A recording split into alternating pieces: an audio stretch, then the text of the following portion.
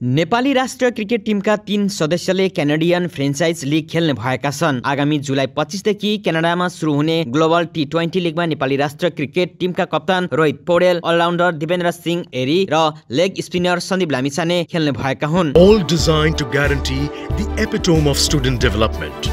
Parul University, a place where infinite dreams are fulfilled.